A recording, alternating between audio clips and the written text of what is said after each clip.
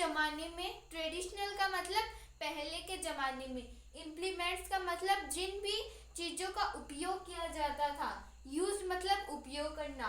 For traditional ways for irrigation, irrigation के लिए पहले के ज़माने में किन किन जो इम्प्लीमेंट्स हैं उनका यूज़ किया जाता था। फर्स्ट है मोट, ढेकली, राहेट, चेन पंप, मोटर पंप। ऐसे ऐसे हमने देखे नहीं थे क्या? हमने पुराने ज़माने में देखे थे, किसी किसी मूवीज़ में भी दिखाते हैं। अगर आपने गांव में विजिट किया हो तब भी हमने कभी कभार देखा होगा कि एक आगे से वो एक आगे नल रहती है और उसको पीछे से एक औरत क्या करती है, ऐसे दबाती रहती है। फिर वो जो पानी है वो किस में सप्लाई कर देते हैं, वो जो फार्मर्स है वो उनको खेत में सप्लाई कर देते हैं। रेहेट जो एनिमल्स वगैरह नहीं होते क्या, वो क्या करते हैं, घूमते रहते हैं तो कुएं में से पानी निकलता रहता है। फिर वो क्या करते हैं, उसको इरिगेशन में सप्लाई कर देते हैं। तो एनिमल्स के वो जो रेहेट है वो जोड़ देते हैं। फिर जो पानी में से, कुएं में से जो पानी है वो निकलता रहता है। और क्या करते हैं फार्मर्स, क्या करते हैं, कोई छोटे छोटे क्यारे बना देते हैं। और क्या करते हैं, फिर वो क्या करते हैं, उनके पानी ऊपर क्या करते हैं, फेंकते हैं। तो कहीं पे पानी ज़्यादा बढ़ जाता है, कहीं पे पानी बढ़ता ही नहीं है। ऐसे क्या होता है, वाटर का वेस्टेज होता है। लेकिन अब हमारे मॉडर्न मेथड में जो भी इरिगेशन के जो भी इम्प्लीमेंट्स हैं उनको हम आगे बात करेंगे इरिगेशन के टॉपिक पे। तो अब जो इम्प्लीमेंट्स हैं जिनको हम क्या करते हैं, प्रिपरेशन ऑफ सोयल, सोयल को प्रिपेयर करने के लिए मैंने एक डायग्राम बनाया है। किसका है ये डायग्राम? प्लग का। तो प्लग में ये जो हिस्सा होता है लकड़ी का, जिससे फार्मर्स क्या करते हैं, उसको पकड़ते हैं, उसको हम क्या बोलते हैं, प्लग शाफ्ट। उसको हम क्या बोलते हैं, जिसको फार्मर्स पकड़ते हैं और ऐसे खुदाई करते हैं। तो जिसको वो फार्मर्स पकड़ते हैं उसे हम क्या बोलते हैं, प्लग शाफ्ट।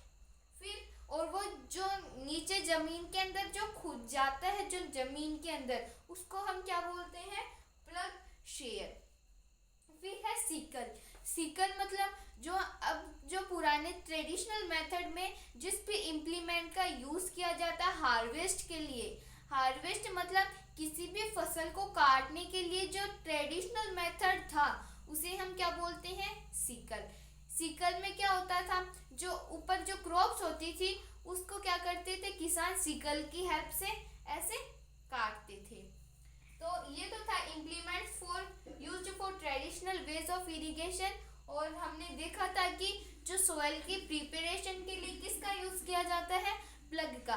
प्लग में जिसको किसान पकड़ते हैं उसे हम बोलते हैं प्लग शाफ्ट। और जो जमीन के अंदर जो हिस्सा जाता है, जैसे ये जो हिस्सा है वो जमीन के अंदर जाता है, उसे हम बोलते हैं प्लग शेयर। और हार्वेस्टिंग के लिए ट्रेडिशनल इम्प्लीमेंट कौन सा था, सीकल। तो अब हम नेक्स्ट टॉपिक पर चलते हैं।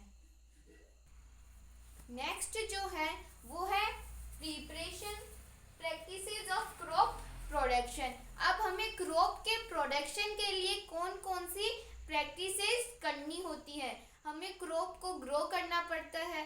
पहले हमें क्या करना पड़ता है, वो जो सोयल है उसको पहले अच्छी तरह से प्रिपेयर करना पड़ता है। फिर हम क्या करते हैं, उसमें बीज को बोते हैं। फिर क्या करते हैं, एडिंग मैन्यूर एंड फर्टिलाइजर, उसमें उसको अच्छी खाद देते हैं। फिर क्या करते हैं, उसको अच्छा पानी देते हैं। पानी दे दिया, अब उसके बाद में उस पानी के कारण और उस खाद के कारण जो वीड्स जो हैं वो भी ग्रो होते हैं। तो हमें उन वीड्स से प्रोटेक्शन चाहिए। तो अगला जो है वो प्रोटेक्शन होता है। उसके बाद में हमने प्रोटेक्शन भी ले लिया। अब अगर वो फसल तैयार हो जाएगी तो हम क्या करेंगे, उसको हार्वेस्ट करेंगे। अब हमने हार्वेस्ट भी कर ली, अब हम क्या करेंगे, उनको स्टोर करेंगे। तो अब हम इन सभी स्टेप्स को वन बाय वन करके डिस्कस करते हैं। First step, preparation of soil, soil को प्रिपेयर करना। Before sowing the crop seeds the soil of field is loosen and overturn. हमें अगर हम किसी भी जो क्रॉप है उसको, उसका बीज बोने से पहले हमें क्या करना पड़ता है, द सोयल ऑफ फील्ड, वो जो उस खेत की जो सोयल है उस उसकी जो मिट्टी है हमें क्या करना पड़ता है, उसको लूज करना पड़ता है। हम उसको पहले क्या करेंगे, लूज करेंगे एंड ओवरटेंड। और अगर हम उसको लूज करेंगे, किससे करते हैं हम उसको लूज, प्लग से, होई से, इन सब से हम क्या करते हैं उसको लूज करते हैं।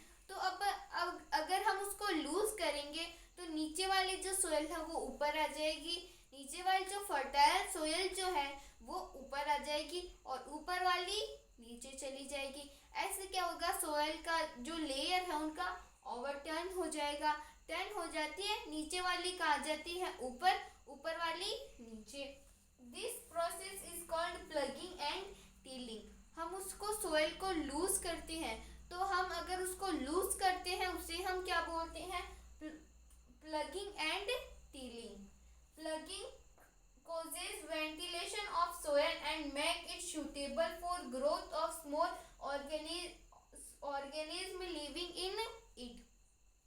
अगर हम उसको प्लगिंग करेंगे, हम अगर उसको खोदेंगे तो वो क्या होगा, वो सोयल जो है वो फ्री हो जाएगी, वो एकदम लूज हो जाएगी और इससे क्या होगा, वो अच्छे से हवा ले पाएगी, अच्छे से उस क्रॉप्स को नाइट्रोजन मिल जाएगा, नाइट्रोजन भी मिल जाएगा। अब उस सोयल को फर्टाइल करने के लिए हमें प्लगिंग करेंगे तो वो सोयल को है हमें उसको फर्टाइल भी करना पड़ेगा।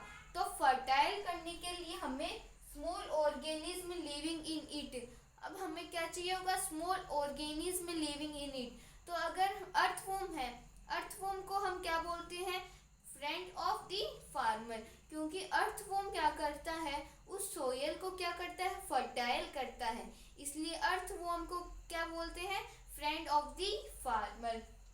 इसलिए अगर हम उस सोयल की प्लगिंग करेंगे तो क्या होगा, उस वो जो सोयल है उसको अच्छे से हवा मिल पाएगी, वो अच्छे से पानी एब्जॉर्ब कर पाएगी और उसमें अच्छी खाद हो जाएगी। किसके कारण, स्मॉल माइक्रो ऑर्गेनिज्म।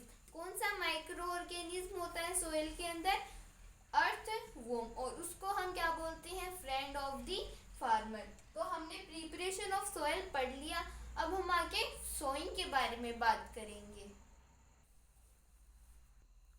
अब आगे है सोइंग ऑफ सीड्स। हमें क्या करना है, बीज को बोना है। For sowing farmers obtain certified seeds for state agriculture department and seed corporation. बीज को बोने के लिए फार्मर्स क्या करते हैं, ऑब्टेन करते हैं उस बीज को, कहाँ से, एग्रीकल्चरल डिपार्टमेंट से या फिर सीड कॉर्पोरेशन से।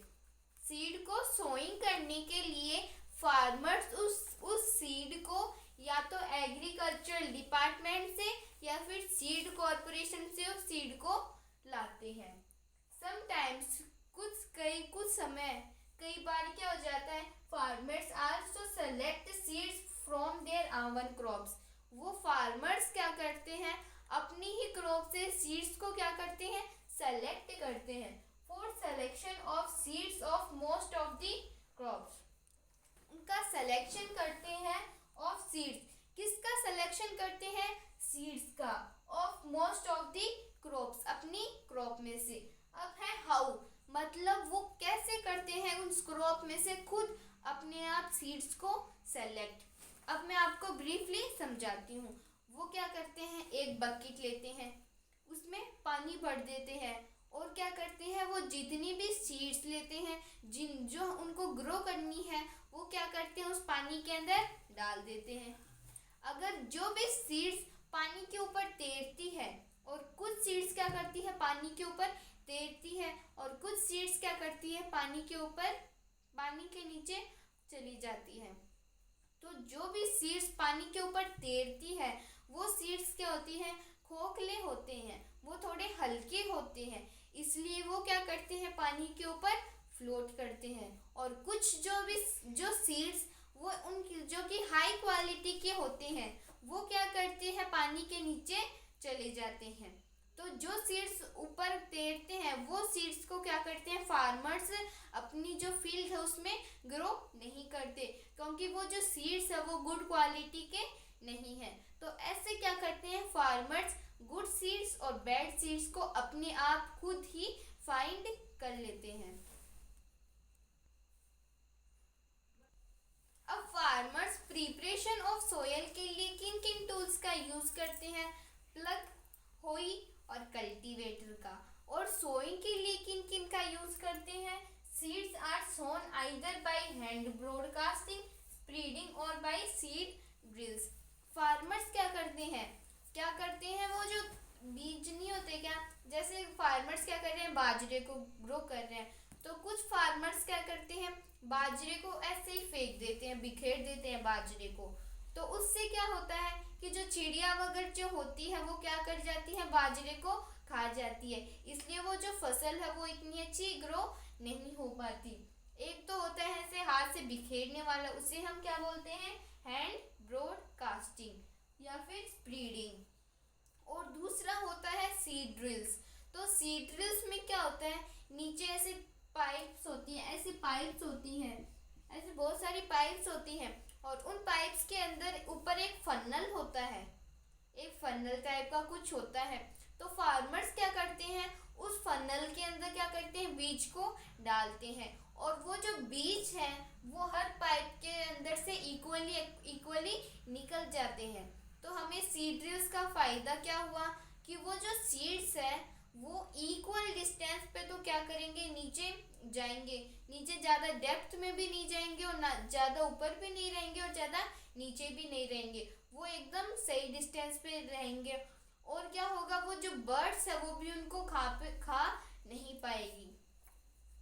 और क्या होगा, ना तो वो बर्ड्स खा पाएंगी, ना वो ज़्यादा गहराई में जाएंगे। अगर वो ज़्यादा गहराई में गए तब क्या होगा, वो ग्रो नहीं कर पाएंगे, और अगर कम गहराई पे गए तो बर्ड्स खा जाएंगी।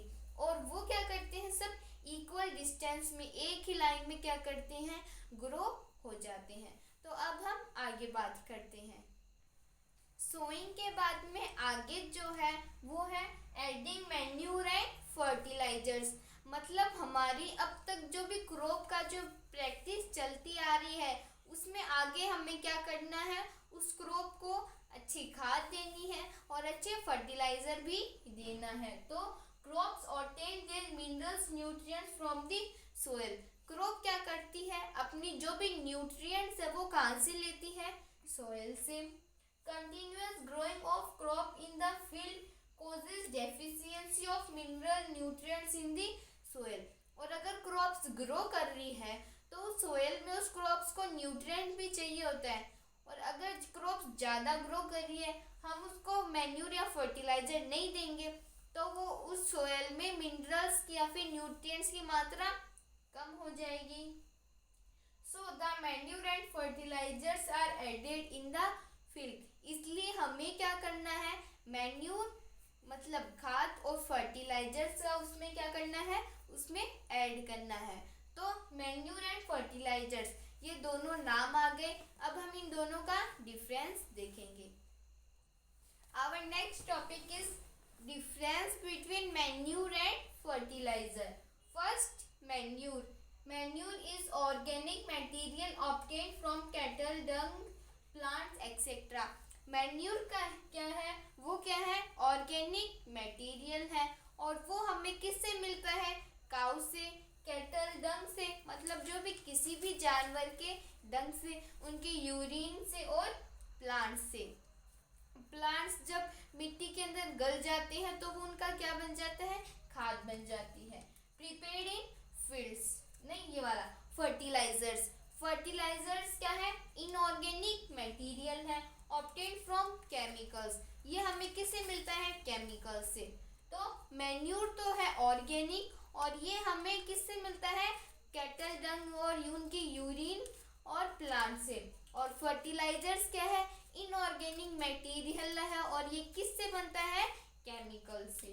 फिर प्रिपेयर्ड इन फील्ड्स, मैन्यूर जो है वो खेत में ही बनाया जाता है। प्रिपेयर्ड इन फैक्ट्रीज, और फर्टिलाइजर्स फैक्ट्रीज में बनाया जाता है। डू नॉट कॉज पॉल्यूशन, ये मैन्यूर जो है वो कोई भी पॉल्यूशन कॉज नहीं करता। फर्टिलाइजर्स कॉज वाटर पॉल्यूशन, और फर्टिलाइजर्स के कारण क्या होता है, वाटर का पॉल्यूशन होता है। अगर हम फर्टिलाइजर्स का ज़्यादा यूज़ करेंगे तो बारिश के साथ वो धुल के कहाँ पे चले जाएगा, नदी या फिर रिवर, किसी भी पॉन्ड, लेक, कैनल, इन सब के पास वो चला जाएगा। वो कौन? फर्टिलाइजर्स। और इससे क्या होगा? वाटर पॉल्यूशन होगा। They contain nutrients in small quantities and are needed in large quantities. ये मैन्यूर क्या है? ये मैन्यूर क्या करती है? इसका यूज़ तो हमें ज़्यादा करना पड़ता है, लेकिन हमें इससे फ़ायदा कम होता है। हमें इस मैन्यूर को हम अगर खेत में डालेंगे, अगर हमने थोड़ा सा ही मैन्यूर क्या कर दिया, खेत में डाल दिया, तो इससे हमें कोई अफेक्ट नहीं मिलेगा, हमें कुछ भी इससे फ़ायदा नहीं होगा। अगर हम उसको ज़्यादा क्वांटिटी में डालेंगे तभी हमें उससे कुछ फ़ायदा होगा।